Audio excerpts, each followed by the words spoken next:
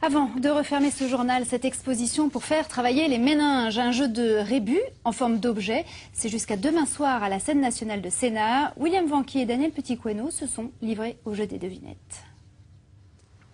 Lundi, vide, alité. Un mot abstrait qui va prendre forme dans un jeu de rébus grandeur nature. Pierre Fournis joue des mots et des objets.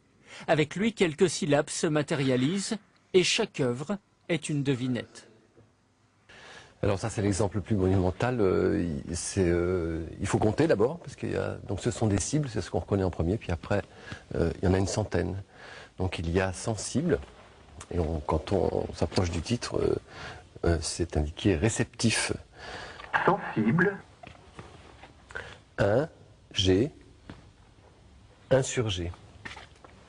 L'auteur manie les lettres et les chiffres aussi bien que les arts plastiques. Après, c'est au visiteur de se laisser prendre au jeu et de faire travailler son imagination.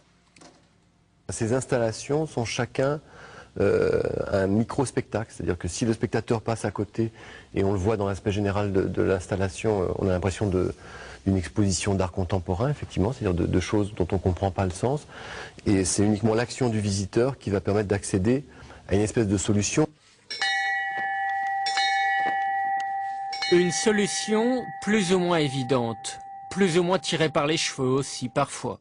L'exposition tourne dans toute la France. Elle a pour titre La Coupure et jusqu'à samedi soir, elle est à la Coupole à Comble-la-Ville.